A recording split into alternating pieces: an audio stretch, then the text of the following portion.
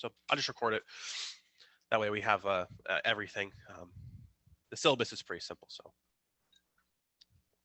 we'll record the class from now on. So really awesome scientist.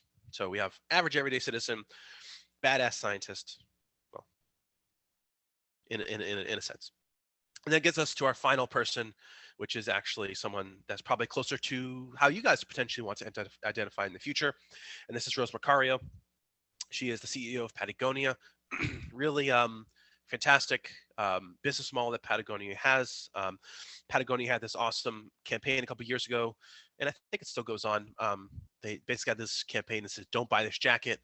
And why would you want to have a campaign as a clothing company that's to not buy your own products? Well, they're trying to get people to think things more sustainably, thinking about reducing, repairing, and reusing as opposed to buying brand new things. And so she's a businesswoman tackling environmental science and sustainability through a business lens. So I think these three people really encompass the lenses we're going to look through this course, but also the way you can be an environmental steward yourself.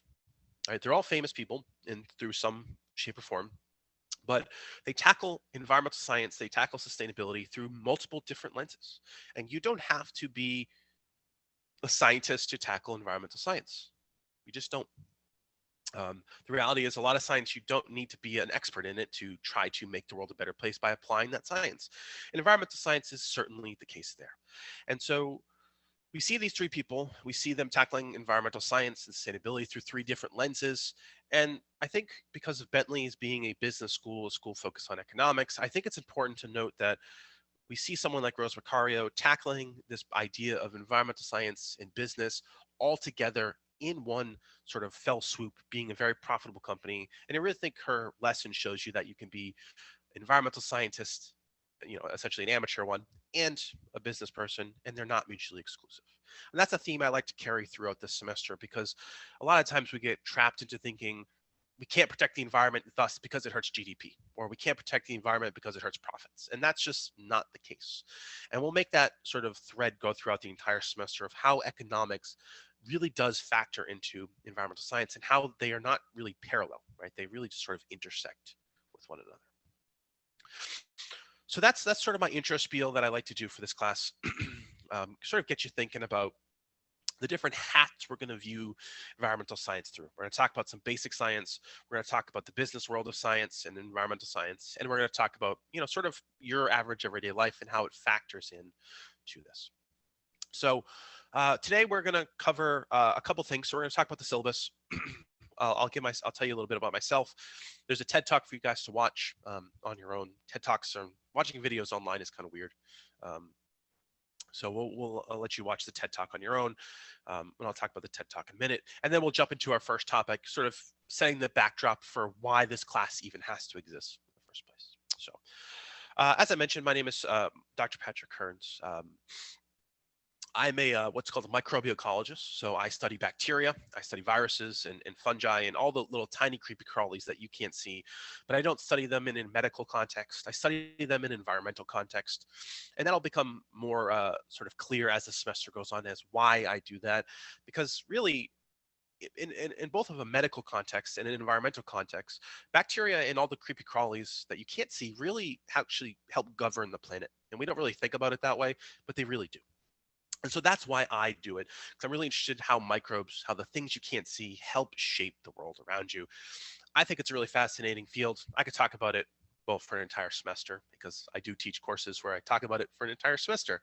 But I have done this through two lenses. So I have actually more recently worked in the agricultural sector, so trying to help microbes grow bigger plants and help plants be more resistant to climate change and drought and all those terrible things. But most of my work has actually been in this beautiful ecosystem down here. Now, for those of you that have ever, well, you're all at Bentley, so you might have seen these ecosystems before. But for those of you that have grown up on New England, or maybe the eastern seaboard above Georgia, or from Georgia and above, I should say, you'll recognize this as a salt marsh, and that's sort of where I've done the bulk of my work as a scientist. So I love this little ecosystem. It's the best. If you have the chance to go out there to a salt marsh, it's absolutely gorgeous. Just go early in the season, like May and June. Don't go in August when all the biting flies are out, because that's just miserable. So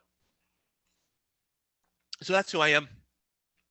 I view the world through the lens of the creepy crawlies, but I'd like to hear a little bit about you guys. Now, if we were in person, I'd ask you to just tell me. But I think probably the easier thing to do is for you guys at some point before the end of this week or maybe the end of next week, hop on over to Blackboard. There's a little discussion board I set up for you guys. Basically, I'd like you to introduce yourself to me, your name, if you have a nickname or preferred pronouns, your hometown, what's your major. They're usually the major part's usually pretty similar across most people. Give me an interesting fact about yourself, and if there's a reason outside of I need to take this class for my major as to why you're taking this class. And the other thing is, if there's some topic you're really interested in, let me know. I'd be happy to try to work it in. So maybe you're interested in, I don't know, ocean acidification, or maybe you're interested in urbanization, or maybe if you're interested in, I don't know, evolution of squirrels. I don't know. Could be anything. Anything about science that piques your interest. Maybe you're interested in how COVID affects the environment or something like that. Drop it in your little intro about yourself on Blackboard. Let me know, just so I can get to know you guys a little bit. As you guys probably know by now, Zoom classes are not ideal. They're not very personable. We don't get to interact a ton, but this allows me to sort of, as best I can, get to know you guys a little bit. So again, at some point in time, in the next week or so, hop on over to Blackboard. So let's talk a little bit about the class, what I expect of you guys, how you're going to be graded, and all that stuff. Now, I like to view the syllabus as a contract between you and I. What I've put on Blackboard for you guys, I don't really plan on changing it at all. And if I'm going to change it, I will let you know well in advance. But again, I see it as a contract between you and I. This is what I expect of you. This is how you're going to be graded. This is how you're going to be assessed. It is up right up in front. There's no smoke and mirrors. This is exactly it. So I just want to let you guys know that I don't deviate from my syllabus to, I'm not going to try to pull a fast one on you or anything. The syllabus is the way it goes. So it is the contract between you and I. I'm not going to have you sign the contract or anything like that, but that's just the way I see a syllabus. So this is my email. You can find it on Blackboard. You can find it also on the syllabus. In terms of office hours, it's obviously going to be on Zoom. If you want to come to the office hours, just shoot me an email. I put the office hours on the syllabus, but you guys in the other section of this class that I'm teaching, you're my only responsibility this summer. So if you need to speak to me anytime that's not on the syllabus, just shoot me an email. I'd be more than happy to hop on Zoom, even if it's at like 5 o'clock on a Friday or Saturday afternoon. Just shoot me an email. I'd be more than happy to hop on Zoom, chat with you for 10, 15, or however long minutes you need, and then we can be on our way. But again, I'm not going to hang around on Zoom during my office hours, but just if you want to talk with me, just shoot me an email. Just because, why would I hang out on Zoom for a couple hours every day? So just shoot me an email. I'm happy to meet with you pretty much whenever. Now, I don't require any textbook. I think the price of going to college is already too expensive. And I think the cost of textbooks is too expensive to add on top of the cost of going to college. So I've always adopted an open access policy to my courses. This really actually started when I was teaching at community college. And you guys probably know community colleges are, generally speaking, they're cheaper because people generally can't afford, a more expensive university. And so I adopted that while I was teaching at community colleges, and I've carried it over here to teaching at Bentley as well. And basically, I don't require you to buy any textbook, and I basically never require my students to buy any other materials. Though I will require you to buy one thing this semester, but it will be very cheap. It'll be like $3 at Target or Walmart or whatever. So you don't need to worry about making any investment in any materials here at Bentley with me. Other people probably, but not with me. But if you do want a textbook, this is the textbook I recommend, Environmental Science for a Changing World by Carr et al. It's about $6 on Amazon. If you want to pick this up because you want some extra reading or you need help or whatever, go for it, but it's not required. I give you all the readings that you need. I give you all the materials that you need for your exams, for your assignments, directly through Blackboard, directly through the lectures. So don't worry about buying anything. This is all you will not need it. But if you want it, this is what I recommend. So in terms of the syllabus, it's very, very straightforward. This is a very fast class. It's about 5 weeks or so. There's really not a whole lot that I could have you guys do and not you guys hate me. Summer classes, I don't know if you guys have ever taken a summer class before. I took a lot of them when I was your age. They're really fast and they're not exactly the most fun. And so I've tried to make this class a bit simpler than I usually do in the fall and spring semesters. During the fall and spring semesters, I have people do projects and videos and that stuff, but I think it's just too fast of a class for you to do anything meaningful. So I try to simplify the way we're going to be grading, and that's taking everything and distilling it down to basically a handful of items to be graded on. So there'll be 2 exams. They won't be anything crazy. You're not talking about like hundreds of questions. You're talking, maybe 40 questions at the most.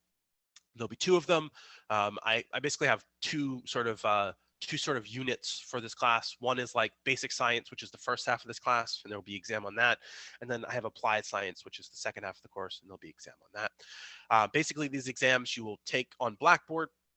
They will be completely open book, open notes. So you have the whole wide web to take advantage of them, but they are timed. You don't have to come to Zoom or anything, but they are timed. So basically, you'll have 2 hours to do these exams, and then after the 2 hours, the exam closes on you. So just to let you guys know, that's how I do my exams for these online classes. Now there's going to be 3 labs. These labs I think are pretty cool. One's going to be about cemeteries. And I know that sounds kind of morbid, but it's a pretty fun lab. We'll talk about it next week. The other one's about backyard biodiversity. So getting you guys outside, looking at some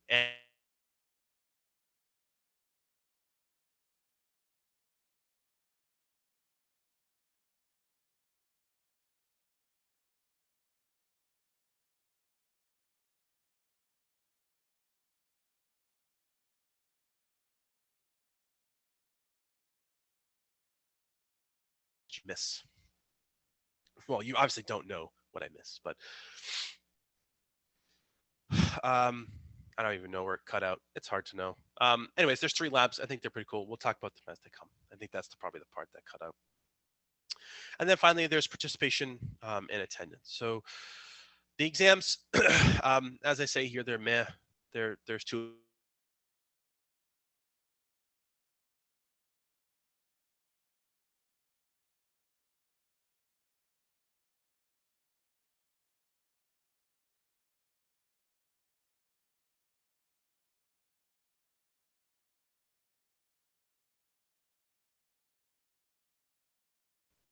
Just a great first class. Cut note 20 minutes into class. Perfect. So the exams are pretty straightforward. As I've sort of already mentioned, there'll be like 40 questions or so. You'll have, open notes, open book, and they'll sort of be conducted during class time, but you don't have to show up to class or anything like that. The other thing about these exams and the assignments in general, please let me know if you need any special accommodations. So for instance, if you have something through the Office of Disability or whatever it's called, just let me know. That way I can, make the accommodations as necessary for you. Participation, it's pretty straightforward. Basically show up, speak from time to time, do your discussion boards, and you should do pretty fine on this participation part. Zoom automatically flags you for coming to class and how long you were in class. So if you came to class the entire time, I will know that. So just let you know, you don't have to worry about like signing in for class or anything like that. I know when you show up. If you want to talk, great. That'd be fantastic. If you want to ask questions, great. But I know Zoom classes aren't exactly the most exciting thing in the world. So if you don't talk, it's okay. I don't really enforce my participation super hard during online classes because, again, I know it kind of stinks. These are my 2 dogs. I just figured I'd put them in the presentation by now. I have Snickers, he's a pit bull, and then Chip, he's a Labrador. I don't know. I thought you guys might enjoy them. I enjoy them. So I thought you guys might enjoy them as well.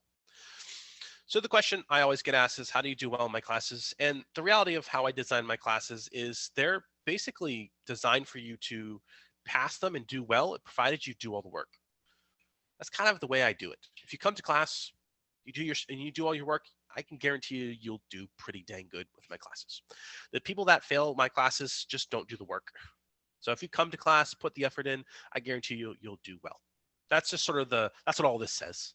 There's all this text here that says all this stuff, but that's the sort of the gist of my of my classes. Come to class, do your work, and I'm sure you guys will do fine. Um, that being said, if anything, as we sort of progress through this class, confuses you, you have any problems, feel free to reach out to me either during class or after class or before class, just to let me know because that's what I'm here for. Now, this PowerPoint is on Blackboard for you guys, but when you have about 10 minutes, please do watch this TED Talk. It's by Ray Anderson. He's the CEO of Interface Carpet. He was at one point deemed the greenest CEO in the United States. It's a really fantastic TED Talk. Like I said, it's only about 10 minutes. It's about how he converted his really, really gross business of carpet manufacturing into a very, very sustainable business. So pretty fantastic TED Talk. I think you guys will really like it. I really like it for this class because, again, it really bridges sustainability and business together. So let's hop into Zoom, not Zoom. Let's hop into Blackboard for a quick second here. So you guys probably know Blackboard a little bit, but there's a left-hand menu. It's got all the fun things that you need. Now, if I'm going to tell the class anything, I will do as an announcement. So I'll post an announcement to Blackboard, and then I'll have Blackboard send you guys an email. So you get bugged in two ways. You'll see it on Blackboard, and you'll get it as an email. Just to let you guys know. I will try to minimize the amount of times I bug you because I don't know, you guys probably have better things to do during the summer than look at emails from me. So I'll minimize the amount of stuff I have to do. If you haven't already, the syllabus is here, as is the Bentley Honor Code. I've never had any problems with cheating at Bentley, but do take a few minutes to review the honor code here. The syllabus is here. If I update the syllabus in any shape or form, I'll let you know, but it looks pretty good to me thus far. This is my little profile, my email, my phone number. If you need to get a hold of me, just email me. That's probably the easiest thing to do. There's nothing in this course documents folder right now. Your assignments, this is where a couple things. So there's your labs here. So your first two labs, your secretary lab are here.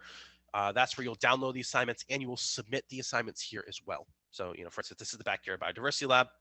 If you click on it, it's due Tuesday, August 10th. That lines up with what it is in the syllabus. It's worth 30 points. You attach your submission and go on.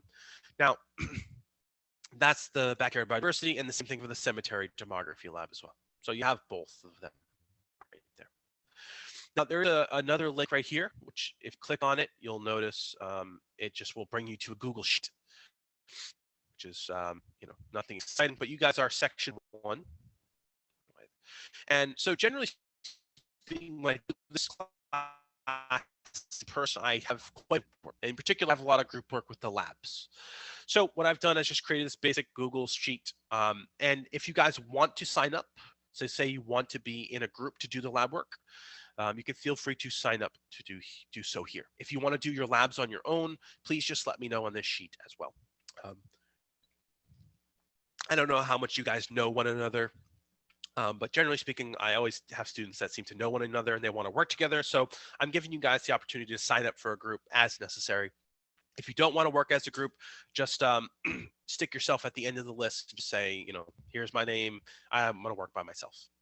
But I give you guys the opportunity to work as groups. It makes the assignments much, much easier to do, the labs, of course. So there's that. There's the Zoom class info. I'm sure you guys all found this one because you're here, but this is our classroom. You simply just click this and open it up. You type in the password and you're A-OK. You guys are all here, so you guys kind of know that part. Eventually, I'll put your course recordings here. So I'll upload videos of the classes so you have them if you need to go back to them, so on and so forth. The PowerPoints, all the ones that I've written, all the ones that I've uploaded thus far, including today's, 2 right here, and then the subsequent ones here. There's still a few I need to add to them.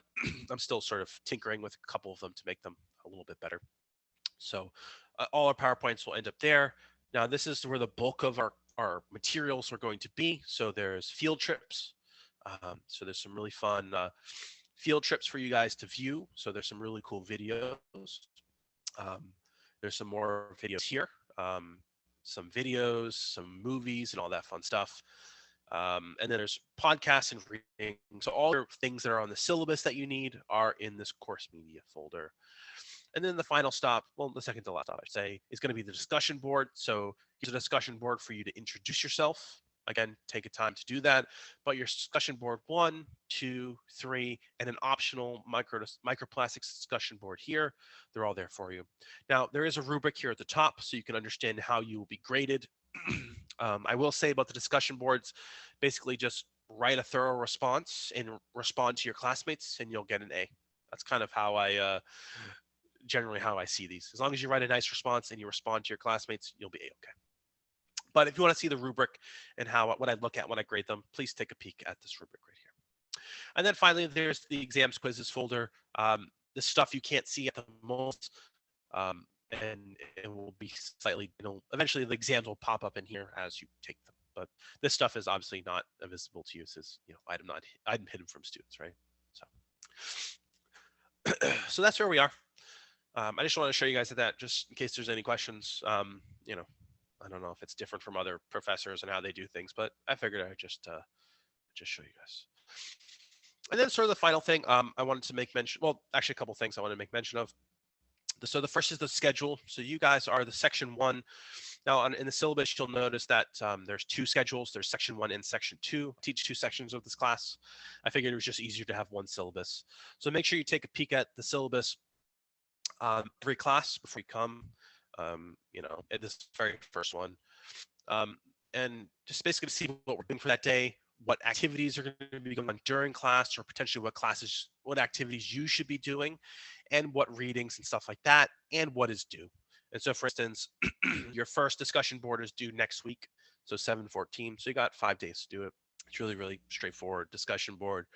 And then you'll see next Monday we're covering ecosystem services, and then you guys have Wednesday off. You're doing your cemetery demography lab, and then we'll come back together Friday to do the population biology and urbanization. But anytime you see a blue thing, it simply means you guys will be on your own. And every time you see an orange thing, it will mean we'll come together on Zoom. And I'm doing that not because I don't want to see you guys, but I just feel like if I had class every single day for this 5-week period, you guys would hate me, because Zoom is a lot. I know, and these summer classes are a lot. So I figured I'd give you guys some at-home activities to do by yourselves, including labs, including videos and podcasts and all that fun stuff. That way you get a little break from class. Because again, I know doing an entire semester of work in 5 weeks is quite a bit. So I feel like the best way to sort of prevent you from getting super burned out is to giving you some time off every now and then. So do make sure you check the syllabus before you hop onto class. just as a note, I don't want you to think you have class next Wednesday when you should be working with your group on your cemetery lab. So just as a note. The other thing to take note of here is when things are due. So for instance, it tells you, your second discussion board is when it's due, your first discussion board when it's due, when your cemetery lab is due, when all this stuff is due, right? So the exam is the syllabus is a great place to see when things are due, to keep track. I'll remind you during class, like, hey, this is going to be due next week, or this is due tomorrow. But the ultimate source of information is always going to be the syllabus. So that's where we are. And then the final thing I just want to make mention of is sort of accommodations. If you need anything from me, so if you have a letter through the Office of Disability and Academic Services, please get in touch with me at some point. But at the end of the day, if you're having any troubles, I know the pandemic is not as well. Some parts of it is. The country, it's kind of bad still, but here in Massachusetts, it's not as bad as it used to be. But I do recognize there's still a lot of challenges in everyday life, whether it's pandemic or non-pandemic related. So if you are having any problems in life that are preventing you from doing well in my class or doing your work or coming to class, please just let me know so that I can make the accommodations necessary for you. I don't want you to get penalized because you are having a tough time at home. I don't need to know the specifics of your problems, but you can just let me know that things are tough and I can certainly make accommodations for you. I'm here to work with you. I'm here not to work against you. And so just by letting me know, I can be as helpful as I physically can. So definitely reach out to me if you have any problems, and problems can range from documented disabilities to something as simple. Well, maybe anxiety is not simple, but something as something like anxiety or family problems or whatever. Just let me know. I'm like I said, I'm here to help you. I'm here to work with you, not to hinder your progress. As I mentioned, I really do love teaching this course. So whatever I can do to make you all do well, I will certainly do. So we're not enemies. I know like when you take classes it can kind of feel like you're kind of like your professor's kind of like your enemy in that fashion, but I'm certainly not your enemy. I'm here to help you do well. And as long as you do your work, I will try to give you as many points as I physically can because that's just the kind of person that I am. I know school is not the most exciting thing in the world, and it's already tough enough given the fact that you guys are all adults. But I know I don't want you to think you're fighting against me for your grade or anything like that because we're not, like I said, we're not enemies. We're not enemies at all. So that's sort of all the sort of things I want to say. Does anybody have any questions? Actually, one last thing before I forget. Um, I'll just make mention of this. I have to put this in my syllabus. If you guys want to have your face cameras on, I see a lot of you have your face cameras on, and I feel like that's a reflection of your previous professors. Some of you don't. That's okay. I realized that like I don't have my face camera on because for whatever reason the internet's not working in my house today. But if you guys have something that prevents you from having your face camera on, don't worry about it. I'm not going to mark you down for not having your face camera on. I know life. Yeah, I know some of you might be at home with your parents or you have younger siblings, and that will preclude you from having your camera on. That's okay with me. Don't worry about it. I'm not going to dock you for not having your camera on. I don't understand why people do that anyways, but I'm certainly not going to do it. So that's the only other thing I wanted to make mention of. Um, but everything else is laid out in the syllabus, and as again, I see that as the syllabus as a contract with between you and I, um, including late work and electronic devices and all that fun stuff.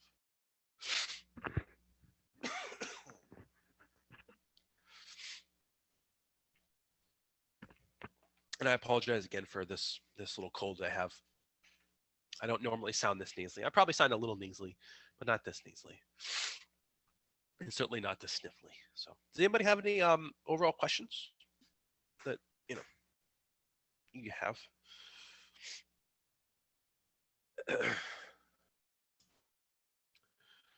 All right, so let's dive into the first topic of the course, and I think this one it's relatively broad as a topic. It really sets the stage for what we're going to be doing for the semester, and it really sort of introduces the idea of what we call the Anthropocene, which is as you'll see, a real thing and not a real thing at the same time. So let's dive in. Now, this is a comic I like. It's a really sort of a take on a classic comic that exists.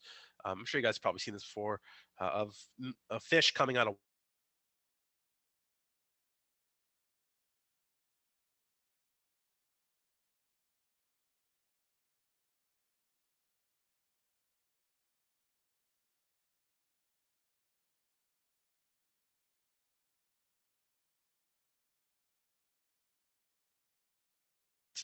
sort of the shift of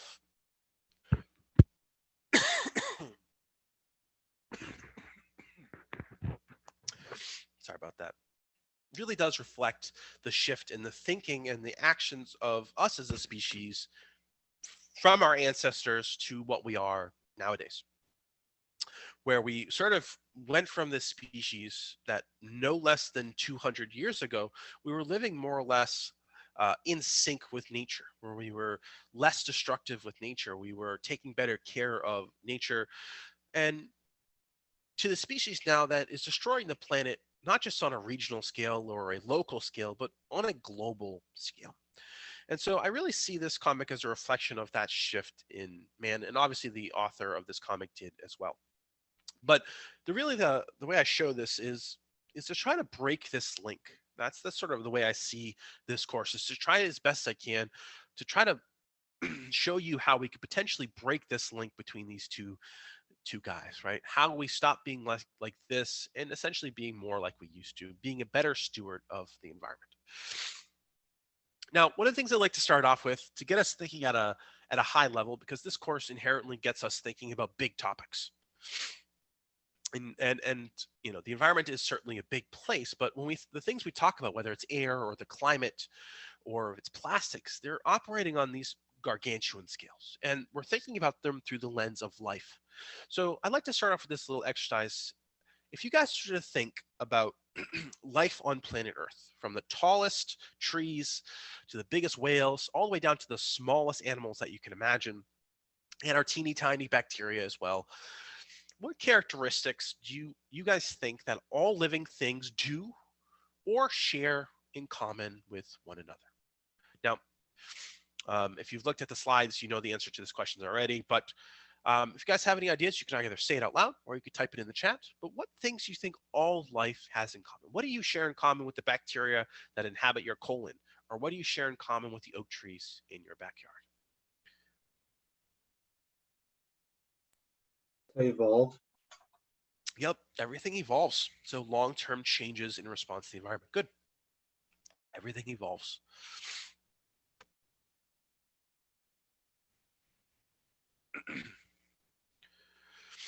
What else? Got one of, I think, the 7 characteristics that I put.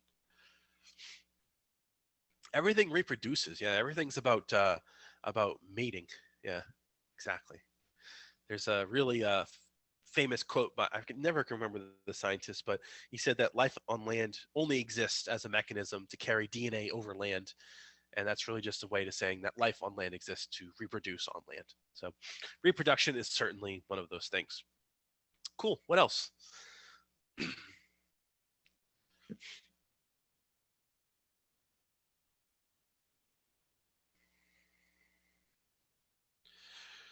Response to the stimuli. Yeah, you have to respond to the environment. So if it's hot, it was really hot on Monday and Tuesday. I'm sure you guys weren't outside, right? Turn on the air conditioner and you stayed inside and you stayed cool. Or maybe if you were outside, you sweated like a pig. Yeah, you respond to the environment. Good. Do you guys think things are random in nature? Do you think the human body plan is random, or is there a higher order to the way things are?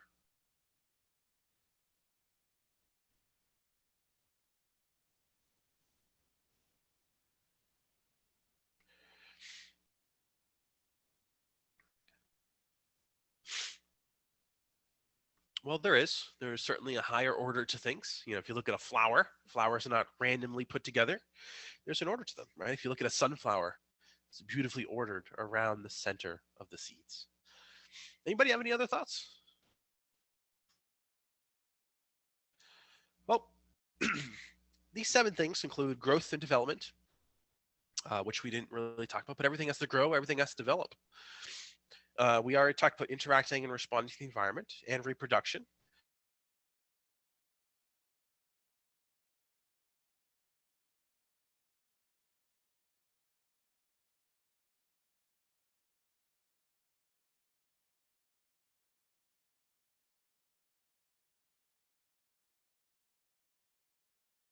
Ordered in organization and involved in and adapting to the environment are sort of key things.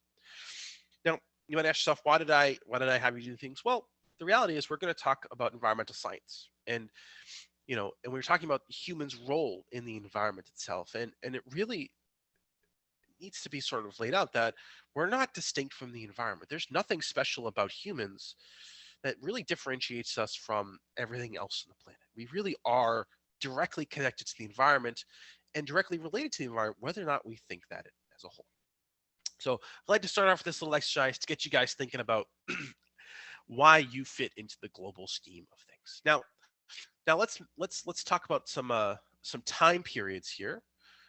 Let's get us thinking about the scale by which we're going to be thinking about humans' impact on the environment. Now, this is one of my favorite figures of all time. For some reason, this got cut out, but it says first, like first reptiles. Now, this is what happens when you take a clock. You take 1 hour on a clock, and you take the entire 4.6 billion years of the planet and compress it into 1 hour. Now, at 1 second, the Earth crust forms, and the first modern man appeared at 59 minutes, 59 seconds, and 0.9 seconds. So that's our Earth's history in one single hour. And I really like this clock as a whole because I think it's just a really fascinating look at Earth's time, Earth's history. Now, what do you guys see in this clock that you find interesting? There's lots of things I think are interesting in this clock, but this may be the first time you've seen a clock like this. What's something that you see that's interesting about this clock? I remember these say first. It's like first jellyfish, first fish, and so on and so forth for whatever reason. I was gonna say the way that things are spaced out, like the rate at which you see things change, but then also like from the first bacteria to the first cell with the nucleus, that's a pretty big space too. Yeah, yeah, was that Nicholas that I heard speaking? I think that's what Yeah, I saw. yeah. Yeah, that's a fantastic thing. There's a lot of gaps back here, but there's really fast stuff going on up here, right? Lots of change after the 40-minute mark. Not a lot of change in the.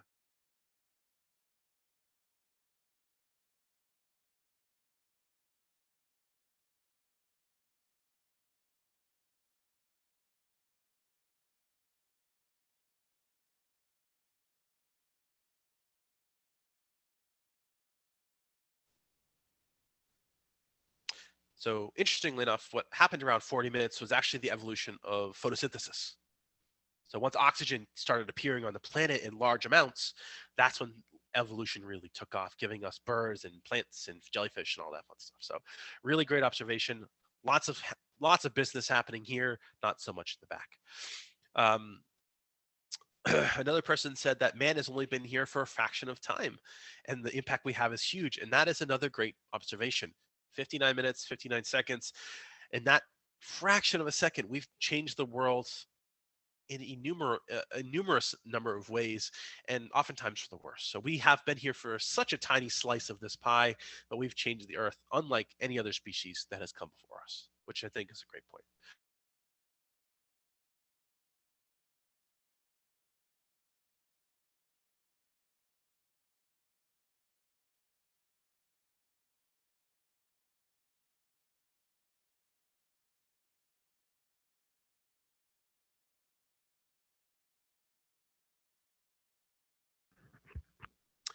Well, one thing I think is interesting is that life started pretty early on. Life started really early on here, and it was basically microbial for the first 40 minutes, which I think is pretty cool. So most of our Earth uh, life has been microbial um, in time, which I think is pretty cool. So that's our clock, 4.6 billion years in a single hour. Again, I think pretty cool. Now, the universe itself is about 13 billion years old, depending on who you ask. So the universe itself is pretty dang old. So our solar system has only been around for us, essentially a third of the time the solar system has been around. I'm sorry, the universe has been around. There's lots of evidence to support how old the Earth is, from meteorites to minerals and rocks. And there are some funky models that say the solar system is about 6 billion years old, but those aren't particularly well supported. But again, general rule, about 4.6 billion years old. That's how old our planet is, which I think is cool. Now you might ask yourself, how did life arise on this planet? That could be a whole course in on itself, but I figured I'd give you guys some things if you're interested in how life started on the planet. These are the best 4 supported hypotheses for how life started on the planet, including chemical evolution, panspermia or exogenesis, which is why I have the ancient aliens guys here, because panspermia basically says life was seeded here from another planet, which I think is pretty cool. Um, and there's the other ones are the hydrothermal vent hypothesis or the deep hot soup hypothesis, which is my favorite sounding one. Those are the 4 best supported theories for how life came to be on this planet. So if you are interested in that, I just figured I'd put them there for you. It's kind of beyond the scope of this course, but I figured I'd just make mention of it since we have all this ancient time going on. Now, the reality is this clock is huge.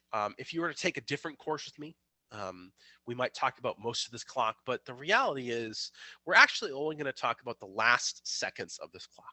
59 minutes and 58 seconds onward, that's what we're really focusing on. This little orange box here. the time by which our first human ancestors came onto the planet. The ice ages came and went, and then the first modern man appeared and started changing the planet both positively and negatively. But as you'll see, it's mostly negatively, in at least in an environmental context, of course. So humans, as we've sort of made mention of, really have only been on the Earth a relatively short period of time. Right, we were here 4.5, 4.6 billion years ago, but our earliest ancestor, based upon what we know, actually popped up. Oh shoot, not 2.6 billion years ago, but 2.5 million years ago. Sorry, there's just a typo here. I forgot to fix it. And our earliest ancestor seems to be this handsome-looking gentleman over here, Homo habilis. Very much a hybrid between sort of the great apes that we think of and what a sort of a modern human looks like. Now, following our friend Homo habilis, we had Homo erectus pop up. Now that was about 2 million years ago. And this popped up when Africa, as far as we can tell, became much more drier and more habitable. Africa was much wetter back when Homo habilis was hanging around, but dried up quite a bit when Homo erectus started to pop up. Now, fast forward from 2 million years ago to about 200,000 years ago, we start to see fossilized evidence of Homo sapiens. So that's our genus species. So we're all Homo sapiens. We're all the exact same species of organism out there. So, for instance, like all breeds of dog are Canis lupus, right? We are just Homo sapiens. And now, Homo sapiens as a species, as best we can tell, popped up about 200,000 years ago in the sub-Saharan Africa region. And you can sort of see this on this map. Now, this map, I will tell you, is a little bit out of date. And I purposely have not removed it from this because it is the simplest map I can find. And you guys are not scientists, so you don't need to see the hardcore maps that exist of human movement. This is the easiest map out there. And this map has changed a little bit because the time frames have shifted a little bit. So we know that we made it to Europe much sooner than 40,000 years ago. We made it closer to like 80 or 90,000 years ago. And actually, some recent evidence suggests we made it to North America about 35,000 years ago. So again, this map is a little bit off, but it does show the principles that I kind of want to sort of highlight. So that's why I kind of don't change it. Just to let you guys know. Just figuring I'd be honest with you about it. But you see, we started in Africa and we radiated it out, making it across the entire planet, making it to Europe, Southeast Asia, Australia. Somehow we made it to Australia before we made it to North America, which I think is just a weird thing. And eventually into North America and eventually down to South America. So we are a global species. We always have been. And frankly, we obviously always will be, right? There's no place on the planet we don't occupy, right? We occupy the Arctic, the Antarctic, and everywhere in between. So it's kind of we're sort of an unprecedented species, right? There's no other species, maybe outside of like rats and mice, that live everywhere like we do, right? So we are a global species, started from Africa, migrated out. Now, once humans started to rise up out of Africa, this ushered in essentially a uh, more so of a anthropologic term, which we term the Anthropocene.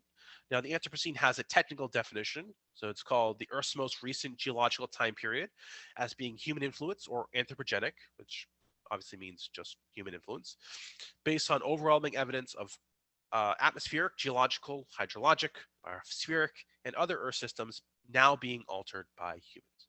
So when we started to essentially arise into Africa and started to spread out, this is the part of time that we collectively call the Anthropocene. Now, the department chair of the national science, sorry, nat the science department chair at Bentley, which name I can't remember for whatever reason. Um, he's actually a geologist. Now, if you ask him about this time period, he would never say the Anthropocene because that's more of a biology term in a sociology and anthropology term. But if you do ask him, he would call this the Holocene. Um, just to let you guys know. So Anthropocene is like a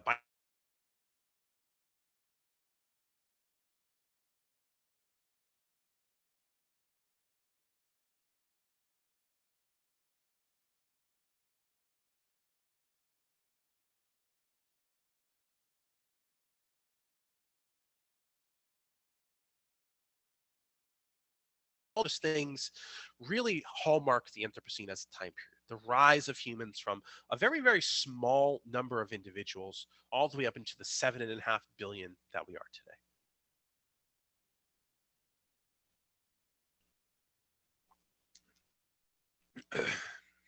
So, we this course really focuses on the end of the Anthropocene, like where we are right now, but it's important to note that humans have really always shaped the planet, no matter how long ago it was. Now, we can see this evidence in our fossils, and dead things we find out there, um, and we can see it across the planet. Now, if we focus on North America, for instance, we see that when humans started to arise in North America lost about 72% of all of its mammals. And again, why did it do that? Well, that's a human thing, right? Extinction of populations is an inherently a human thing. Now, we also see a massive megafauna extinction occurring about 50,000 to 11,000 years ago due to the overhunting by humans. So, again, even our ancestors were changing the world very much characteristically of only humans. Just as a note. Now, another big hallmark of the Anthropocene is actually farming. I'm sure you guys probably have heard this before. Moving from, say, a hunter-gatherer society to a stationary society allowed us to grow much larger populations, and that started about 11,000 years ago. Um, and then following that, we started to domesticate animals, including dogs, eventually cats, cattle, sheep, goats, camels, whatever domesticated animal you could think of. It started about 9,000 BC. Primarily started in Southwest Asia, um, but it did radiate elsewhere pretty rapidly. And once we started doing these things, we started influencing ecosystems and the way ecosystems function in a pretty dramatic way. And we'll talk about those things in coming classes. Now, I want to take a quick note to talk about domestication because I think it's um, really fascinating uh, aspect of humans and our rise. And this is corn. You guys probably know this. It's one of the most commonly grown species of plants on the planet. Now, this is modern corn, but every modern domesticated crop or every modern domesticated animal has a wild relative. It just does, right? Our modern corn didn't exist like this in the environment. It had to come from somewhere. Now, at the start of this picture, we do have the wild relative of corn.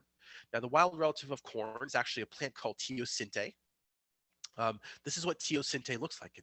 You find it throughout Central and South America. Well, the upper parts of South America, I should say. And this is what teosinte looks like. It is the wild ancestor of corn. Now, how did we go from this to this? Well, that process is simply called domestication. Now, we selected for traits in this corn that we liked, things that made them look better, grow more consistent, grow larger, have better nutrients. We selected for the best traits in the wild individuals, eventually changing this corn the way it looks like over time, getting these monster corns that you see nowadays. I was I bought a bunch of corns the other day, and I got one that was probably 13 inches long, and it was probably like the diameter thing was probably like 3.5 inches. It was huge, but just like this monster corn. And again, when you compare it relative to the wild ancestor of corn, it's really remarkable to see how domestication as a process really shifted this wild individual all the way up to the monster corn we see today. Now, corn is a great example of this. Everyone knows corn. Well, maybe not everyone loves corn, but everyone knows corn. And this is true. Corn is a great example, but it's true for everything else as well. If you look at lettuce, you look at soybeans, you look at the wild relative of dogs, right? Or the wild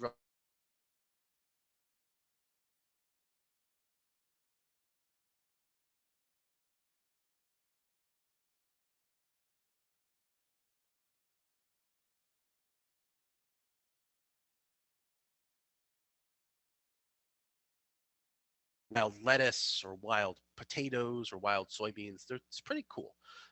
But domestication is a really powerful thing. Now, the other thing domestication does, it doesn't just make things look cooler or be more nutritious, it also increases agricultural yields. So when we domesticated corn, for instance, um, we actually started growing way more bushels of corn per acre.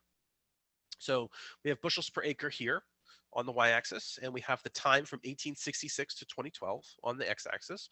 And you'll notice that our domesticated corn produces about 20 to 40, we'll say that ballpark, of bushels of corn per acre, which is quite a lot of corn per acre. Now, teosinte, this little tiny guy here, actually only produces about 3 to 4 bushels per acre. So just by domesticating corn, we went from 3 to 4 bushels per acre all the way to well over 20 bushels per acre. So we're increasing not only the size of the individual, but the amount of individual corns we can harvest per acre. And you'll see that kind of holds true from the 1860s all the way up to the 1940s. And then the 1940s happened, and kind of this huge spike in corn production happened in the United States as well as across the planet as a whole. Now, what does anybody know what happened in the 1940s? I mean, obviously World War II happened. Um, that's obviously the defining moment of the 1940s, or moments, I should say. But does anybody know what other sort of technological advance happened in the 1940s? And it might not be something you think as a technological advance.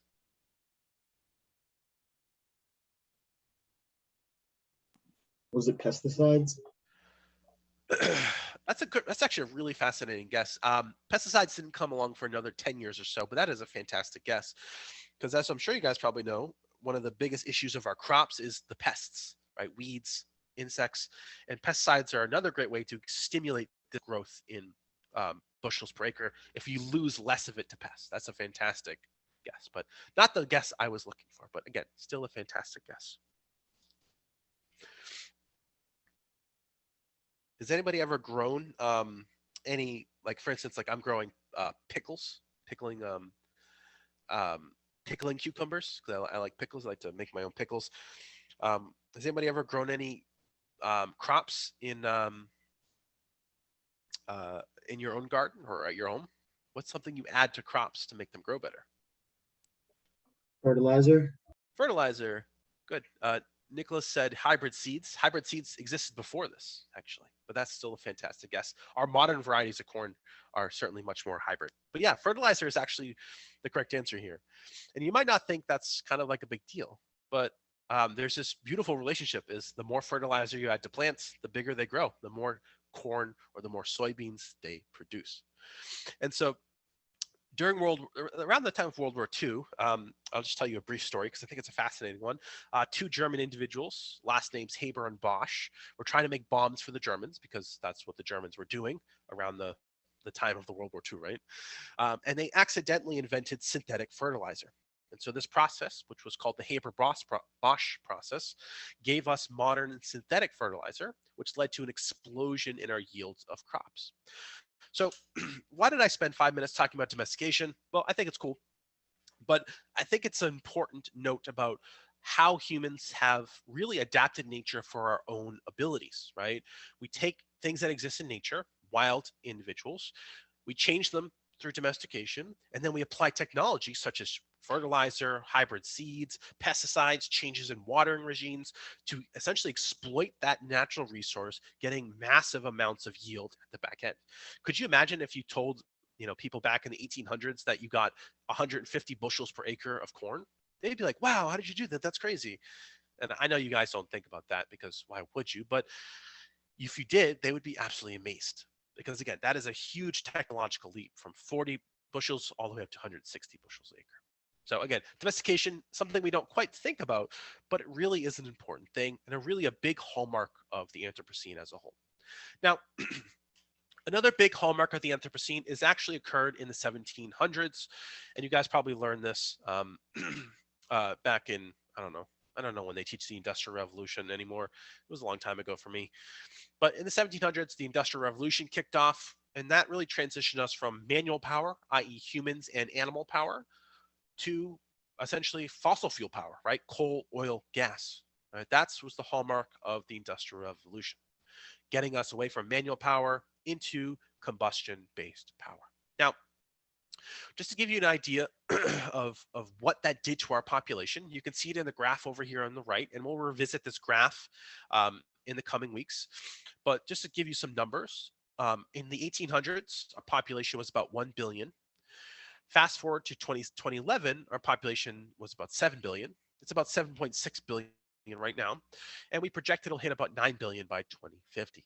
So we see this massive exponential growth following a couple key technological innovations, right? The Industrial Revolution, fertilizers, better science, all these things really led to the explosion of the human population. You can see relatively speaking, we had a relatively low population up until the 1800s. But after that, we just exploded with all these industrial capacities coming to the forefront. Now, before we move on, I want to actually just point out this little dip here that occurred about the 13 and 1400s. Does anybody know what that little dip is from?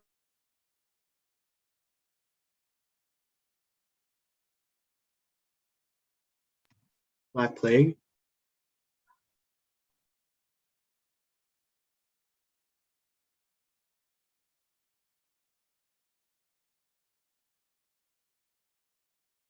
So I'm sure you guys probably all recall the Black Plague or the Black Death, killed about a third of the population in Europe. You can see that in our population.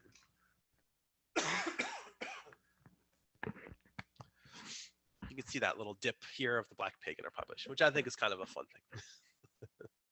Kind of a fun thing to see. So that's our sort of population trajectory, right? The Anthropocene, rapid rise in human population driven by technology that only exists for humans, right? We're the only people that really use, we're the only group of animals that really use technology. Though there are cool examples of like crows and other very smart animals using tools, but we're really the only people that have tools in the capacity that we think of them as. Now, this increase in population has led to some pretty strong diminishes in the planet's resources. Now, as I mentioned earlier, we like to think of ourselves as being distinct from the environment, but that is simply just not the case. We are in direct relationship with our environment. We directly rely on the environment for an untold number of things. Now, as our population started to rise, we started to heavily use non-renewable resources, in particular coal, gas, and oil. And we also started to heavily rely upon natural resources, land, air, water, so on and so forth. Now, as you guys probably know, we have one planet and all our resources are connected in some way, shape, or form. So what a company does in Ohio potentially affects what happens here in Massachusetts. So everything is connected in some way, shape, or form. We all have one shared resource, and that one shared resource is the planet that we all live on. Now, as you guys probably know, we tend to use things in a capacity to maximize our own individual best interests, right? That's kind of how, well, frankly, that's just kind of how capitalism works, right? You try to maximize your short term gains to benefit the most, right?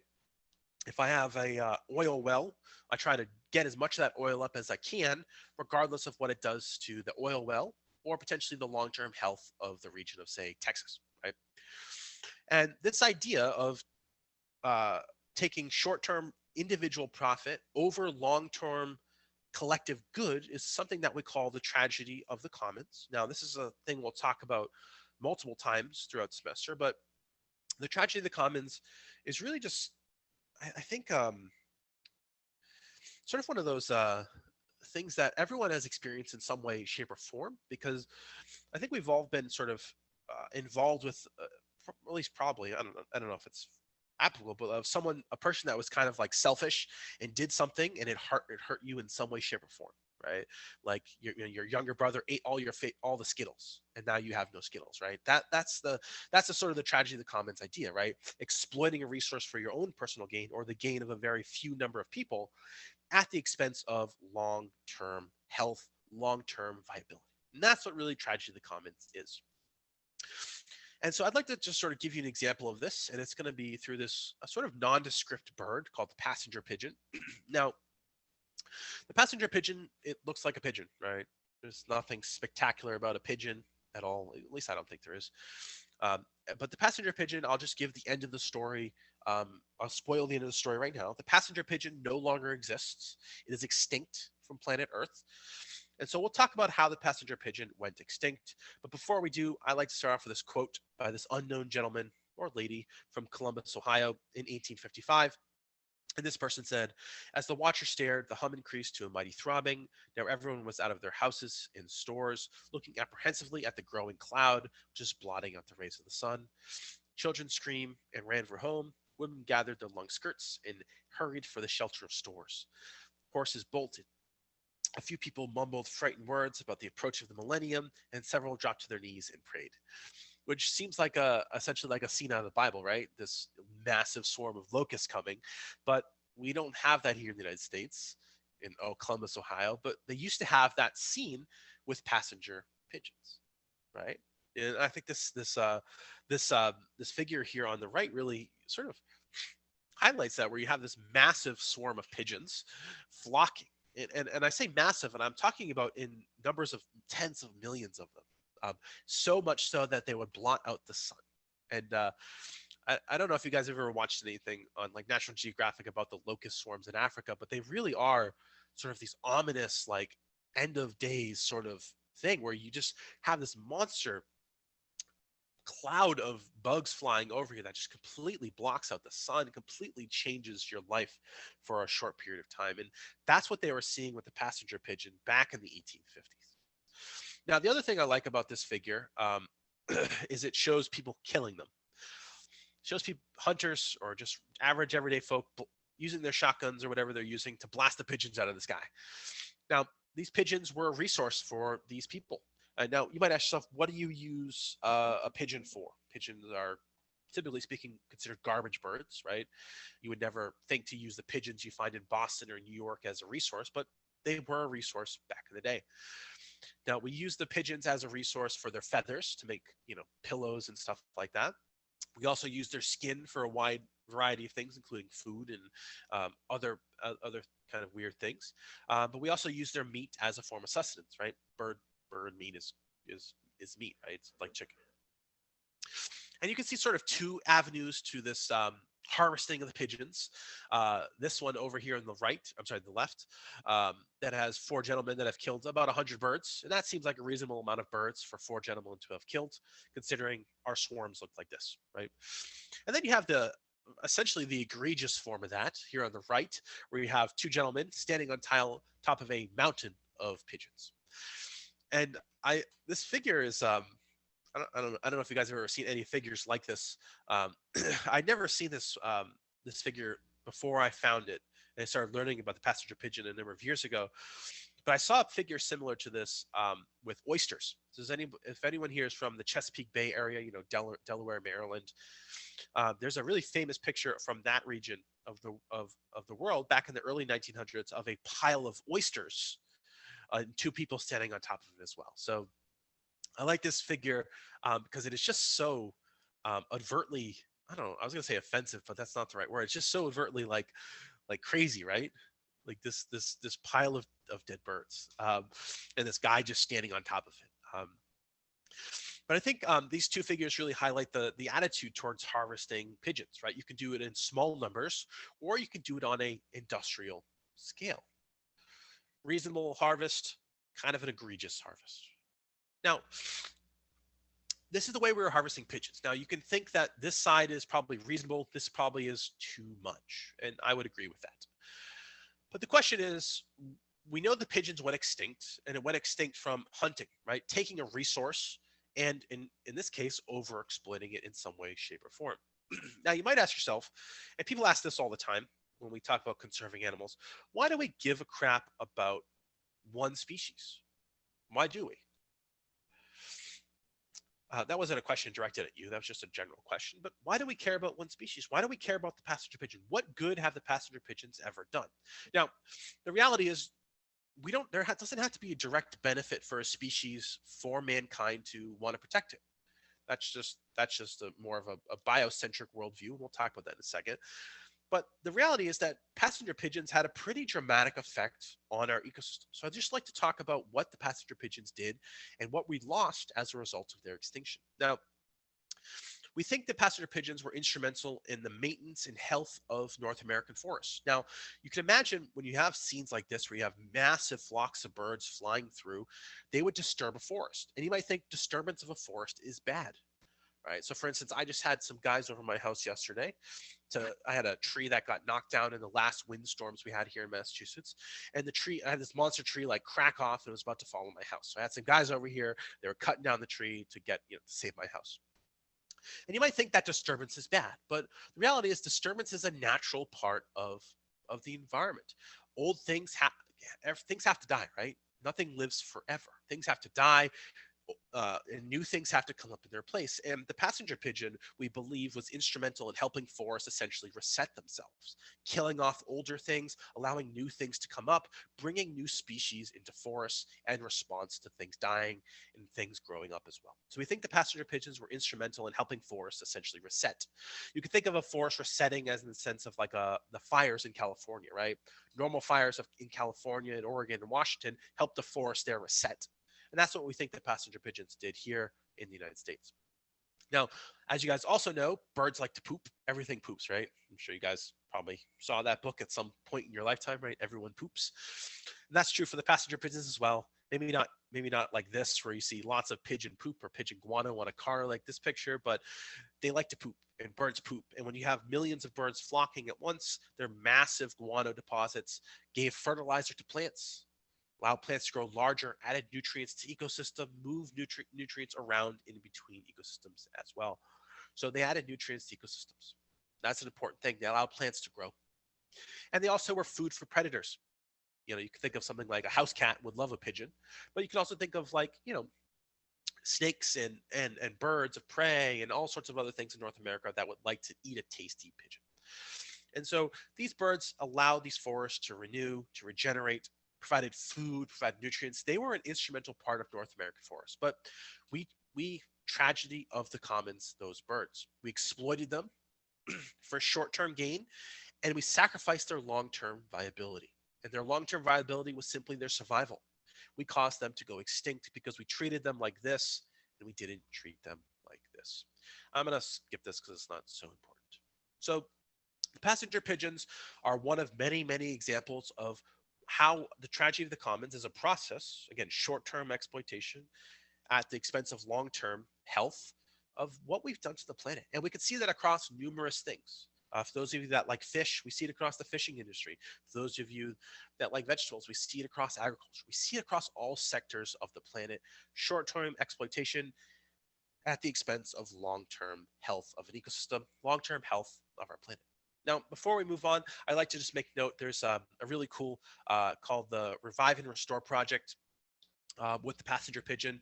And there's been some talks about trying to bring them back from extinction through some cool science and genetics and stuff like that. Just to let you guys know, there's a couple of these projects out there. This is the one that's obviously related to what we're talking about, but it's probably the least cool. There's some guys at Harvard. I don't know if you guys follow news, but there's some guys at Harvard trying to de-extinct dinosaurs.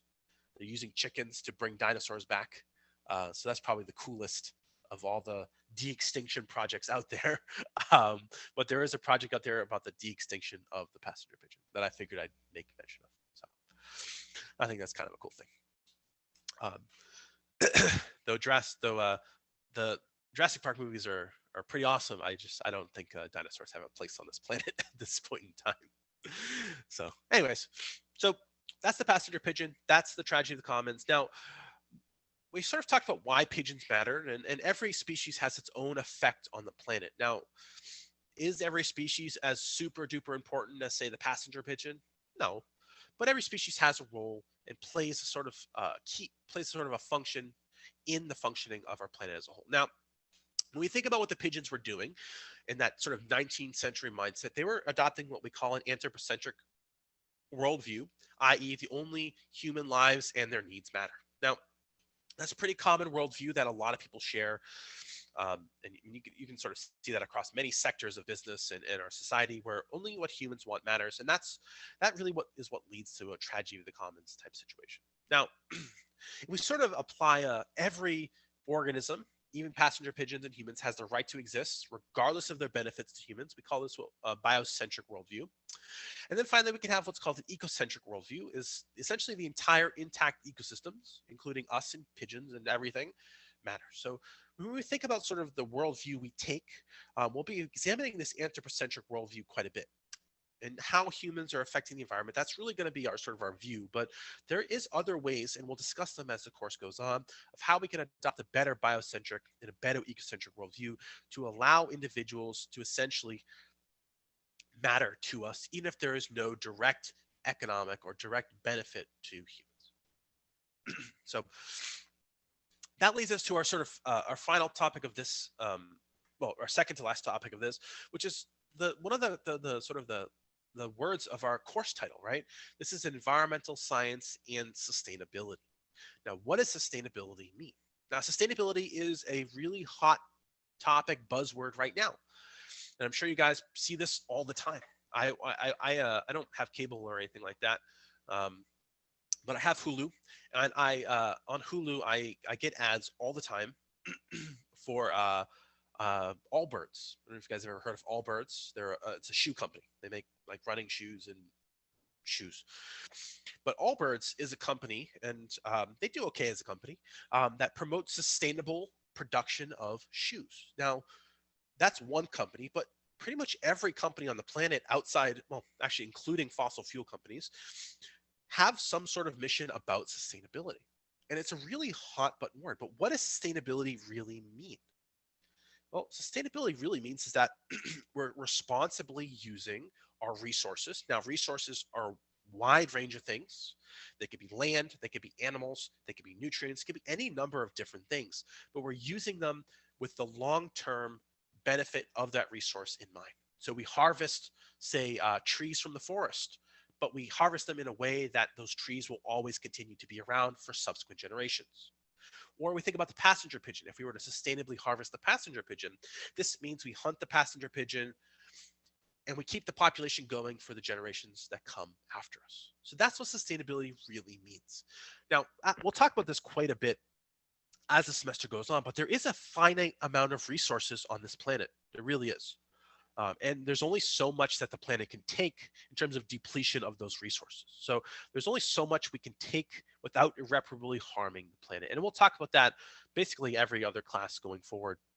But again, you got to think about sustainability as keeping our resources intact for future generations. Now, sustainability, it's a marketing thing, it's an important scientific thing, but it's also an important governmental thing. So for instance, in 2015 the United Nations did designate sustainable development and its goals to help end poverty and help develop our sort of emerging economies in a more sustainable fashion. So it's not just a monetary thing, it's not just a scientific thing, it is also an economic thing as well. So sustainability, again, hot button issue, publicity issue, important scientific issue as well.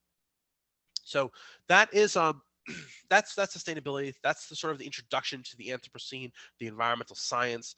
But I want to sort of wrap up this class today just by talking about scientific literacy, and we're going to talk about a lot of things that in the political sphere are still, for whatever reason, controversial. They just are. If you went straight off the data, climate change and the effects of plastic and pollution wouldn't be controversial, but they are.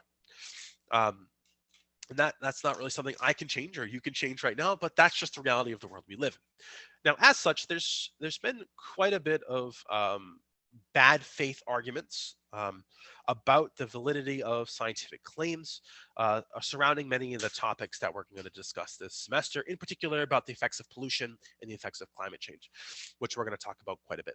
Now, I bring this up because to truly get at the root of whether any claim about any scientific statement is correct, you need to have proper scientific literacy, ensuring that you all have the tools to study the natural world, basically. And so I teach this idea of the scientific method pretty much in every class I teach because it becomes more and more important as time goes on. I hate that it becomes more important as time goes on, but if we've learned anything from this current pandemic, conspiracy theories are always going to be a part of sort of our average everyday life, whether it's something as crazy as putting microchips in vaccines to 5G causing COVID, right? That sort of level of things. And those sorts of conspiracy theories can be avoided with proper scientific literacy, learning how to identify good science from bad science, and basically be able to interpret science. Now, the final thing I'll just make mention before we sort of dive in is that everything we're going to talk about this semester is grounded in science, and it's not just one-off science. It's science that has been proven time and time again. So I don't want you guys to think because I say something is cool, or if I say something is weird, or say something is awesome, that it's just my opinion. Everything we're going to talk about this semester is grounded in scientific truths, even things that are potentially politically, um, you know, I guess hot button issues for whatever reason. So let's dive in. So we'll start off with scientific literacy. What does the scientific method physically look like? Now, the scientific method, maybe not something you think about in your average everyday life, but it does go to influence the things you use in your average everyday life. Whether it's I go to the cabinet to grab some Tylenol because I have a headache, to I sign on to the internet, right? All those things came to be because of science as a process. So let's talk about what the scientific method looks like a little bit. So it really has a nice organized flow to it where you recognize a problem. Now, I actually had this problem recently, so it's actually kind of a nice little adept problem for me to talk about. I just helped my mom and my sister move, as I mentioned to you guys. About why we didn't have class Wednesday. I helped my mom and my sister move to get in together in an apartment in Braintree. Now, their apartment in Braintree was actually a basement apartment. I know that sounds kind of crappy, but it was actually a really nice basement apartment. So they moved into this basement apartment, and I was, I'm helping them unpack and move stuff. And my wife had tried to call me a few times, and she's like, and I didn't get any of the phone calls. And so I looked at I look at my phone. I have AT&T. I look up at the little bars, and I got no bars. And I'm like, my phone won't work. I can't call my wife back. I can't look at my email. I can't do anything. So I recognized a problem that my cell phone did not work. And so this is the same thing for my mom and the same thing for my sister because we all have AT&T together. They mooch off my unlimited plan because why wouldn't you mooch off your brother or your son's unlimited plan?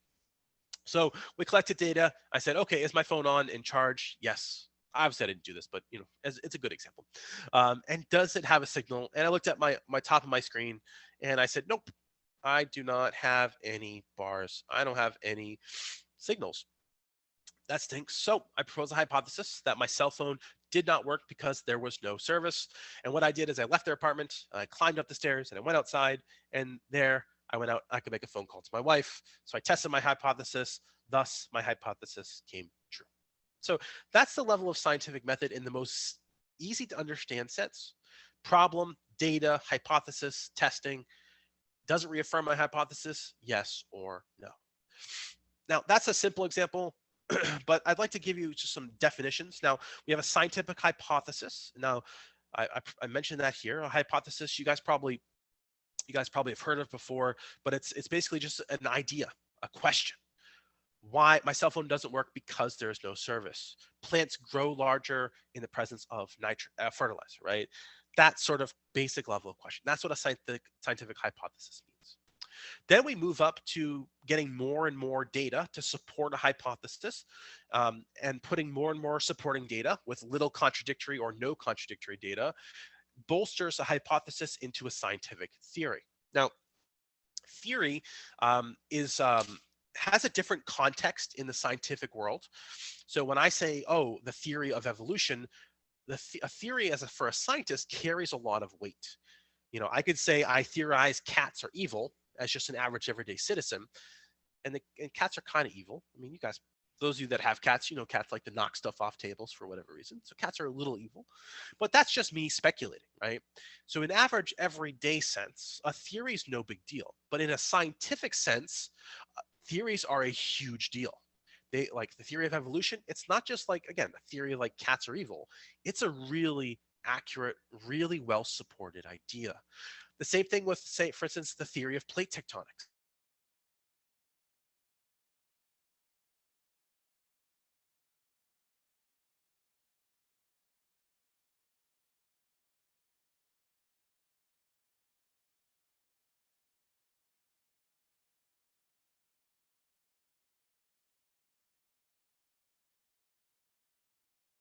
Become theories. So I want you to know that theories are a big deal in science. So if anyone ever tells you, oh, I don't know, evolution's not real because it's just a theory and the theories are nothing, that's just not true for science.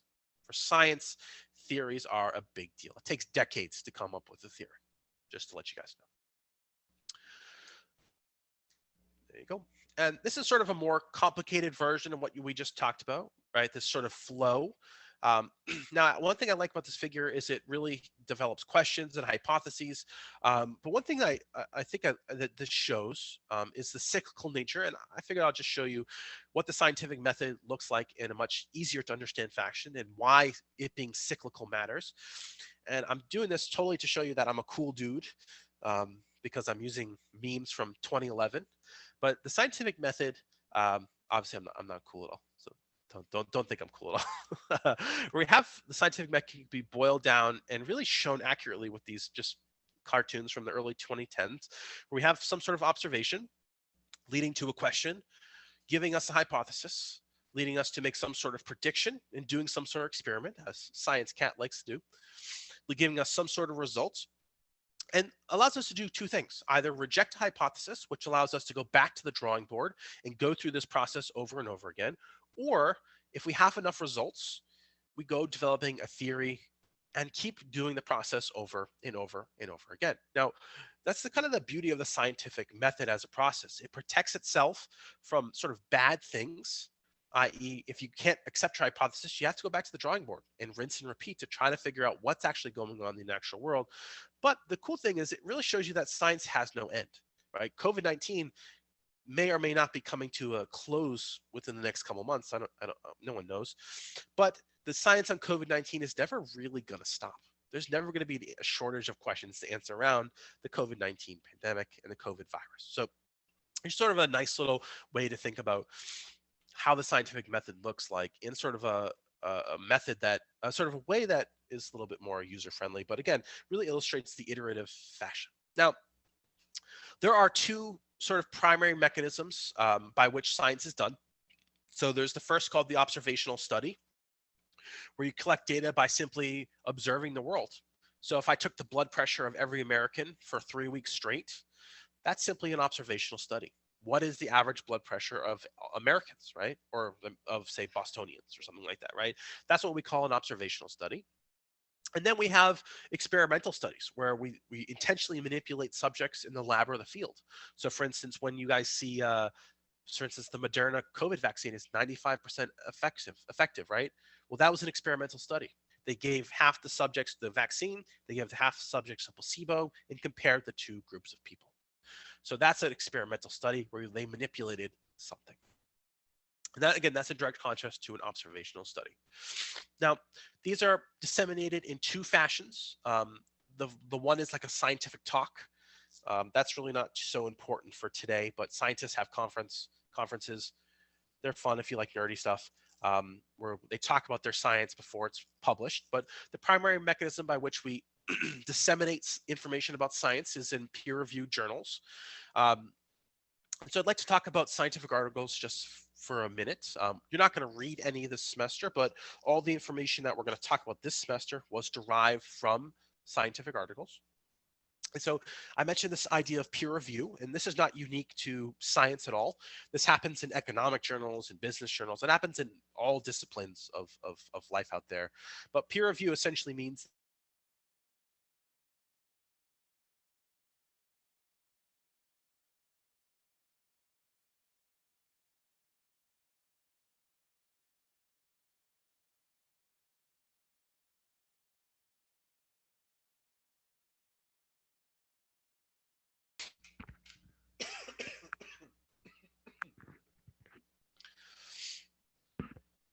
right before I explain peer review. So peer review is am I back now? I don't know. So peer review, again, it's reviewed by it's a way for experts to review the methods, to review the findings of a study, so that only good science makes it out. Now, as we'll talk about, not all peer review is good, not all journals are good, but the first thing we should think about with science is, where did the funding come from? And that, you might not think that's a big deal, but it actually kind of is. So science as a whole is typically funded through two mechanisms: either government funding, i.e. your tax dollars, from agencies such as the National Institutes of Health. I'm sure you guys probably heard that quite a bit during this pandemic. Or potentially you've heard of the National Science Foundation, or the NSF. But these are governmental bodies that fund scientists such as myself to do science, to learn about the world around us, to help make the world a better place. And then there's also private funding. So you can think of like a pharmaceutical company, or like a company, or like a foundation such as like the Bill and Melinda Gates Foundation or Google, right? Where we have a private funding company or a group of investors fund science to answer a question. And you can see there's varying levels of between these two funding sources. One seems a little bit better than the other, and you would be right about that. Governmental funding is generally means the scientists are less biased. Not always, but it generally does. And private funding can oftentimes being that things are a little bit more biased, which is not always the best thing. Now, once the science is done, as I mentioned, we have these peer-reviewed articles. They're published in what we call scientific journals. Now, journals, and again, it doesn't matter what field you're in, they have different tiers. So there's really good journals and there's really bad journals. If you guys want to learn a little bit more about that, journals are assessed for their quality with what's called the impact factor. And you can take a peek at this Wikipedia article here. It's a pretty good article. As a general note, Wikipedia is much better than it used to be. So, and this impact factor articles is no slouch in terms of explaining how journal tiers actually work. Now, because publishing is a big business, there is what's called predatory journals, and that surprises no one. If there's an opportunity to exploit a resource to make money off of it, there's a predatory aspect to it as well. And there are predatory journals out there. And so these journals, you can read a little bit more about them here at the Yale Library website. But basically, these are predatory journals that publish garbage science under the disguise that it's good science to make money. So scientists pay these garbage journals to publish results, even if they're not scientifically accurate. So, and I sort of think the bottom line for this idea about scientific articles that, and it's important to note that just because something is published in a journal doesn't mean it's perfect. While the scientific method does a really good job of trying to prevent garbage science from coming out, you always have to sort of interpret what you see in terms of individual scientific studies in the context of larger, and always interpret science with caution. There's nothing wrong with being skeptical. I'm certainly a skeptical person when it comes to new science, because that's just how I am and how all scientists are actually. But you always have to interpret things in the context of the larger resource. Now, when you're trying to evaluate good science, there's a couple key things to look at. Now, the first is large data sets. As I'm sure you guys probably know, big data is an important thing. And why is that the case? Well, large data sets allow you to be confident, right? If I'm trying to assess what the blood pressure is of everyone in Massachusetts, it's best that I sample everyone in Massachusetts as opposed to just sampling 5 people in Massachusetts, right? Bigger data sets allow you to be more confident, allow you to get closer to the correct answer. Replication, so making sure things are uniform through time now and space. So for instance, the vaccine is a great example of this, but testing the vaccine in India and then testing the vaccine here in the United States is a great way to have some replication in across the planet, but also testing the vaccine in winter and testing the vaccine in summer. Again, also 2 great ways to make sure you have enough replication. The other thing we want to make sure we have for science is that there's proper controls if we're trying to manipulate something. So in the case of the vaccine, because it's probably on all your mind, it's probably on your minds, or at least it's probably forced into your minds by the news. That we want to make sure that when we're testing if a vaccine works, we have the proper controls. So in the case of a vaccine, it's what happens in the absence of the vaccine, i.e., the placebo. Right? That's an important thing. And the other thing about science is that science, very much like economics, is directly linked to math. And so you want to make sure that the math that goes into your scientific study is good, right? Are the scientists using proper math? Is there enough data to draw the conclusions based upon the tests that you're using? And there's an important sort of note about this that I see a lot of like news sites like say like NPR and CNN and so on and so forth get tripped up on all the time. You'll see this cool study come out, and they'll show a correlation between like obesity and your gut microbiome, or I don't know. I can't think of anything else at this moment in time, but that idea. And it's important to know that because there's a correlation between two things doesn't always mean that there's a causational effect. And I'll explain this through my favorite, what is called spurious correlation. If you have like 15 minutes, this website down here is fantastic. It's called spurious correlations. It's really fun to view, but this is my favorite spurious correlation, and I don't know why it's my favorite. It just makes me laugh every time I see it. And maybe it's just because Nicolas Cage is such an odd actor. I'm sure you guys probably know Nicolas Cage does really cool films, but also does some like really films. Like National Treasure being a really good film, and then some of his other films being like really really awful. But I like this one because it's swimming pool drownings in red and Nicolas Cage films in black. And you'll notice that they're pretty well correlated with one another. As the number of Nicolas Cage films increases, so does the number of drownings. So, and then if we do some mathematics here, the correlation is 66%. And these two things are correlated with one another, right? But there's clearly no causative link between when Nicolas Cage decides to make a good or a bad movie and when people are drowning, right? It just simply doesn't make any sense, right? So again, it's a funny example, but it really shows that just because two things are correlated doesn't mean one causes the other. And again, it's always important to note that, especially when you see it in articles, say from like CNN or NPR or something like that. Again, just because two things are correlated doesn't mean there's a biological reason why things are happening. That's an important thing to note. I'm going to skip that. And this leads us to the sort of the tail end of this scientific method is the bad science out there. And there is a lot of bad science out there, unfortunately. And this derives from a couple things. Now, not all scientists and the people who fund science have the best of motives. Some people do science to make money, and that's just the way it is.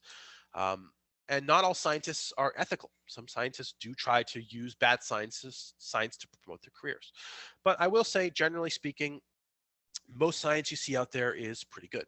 But there are some reasons that leads to bad science being out there, including monetary and political reasons, i.e. you're paid to find the correct answer. It's politically good for you to find the correct answer. One big issue in climate science that you see all the time is, actually this is common in studies funded by large corporations such as ExxonMobil, where they suppress data, i.e. they cherry pick data to only show the message they want to see. That's pretty common in climate change research. And then we see some accidental things where you have scientists that are not quite trained properly. They do some poor experiments or they use poor math to essentially put bad science out there, either on purpose or on accident. We've talked about predatory journals that will publish anything, regardless of whether it's good science or bad science.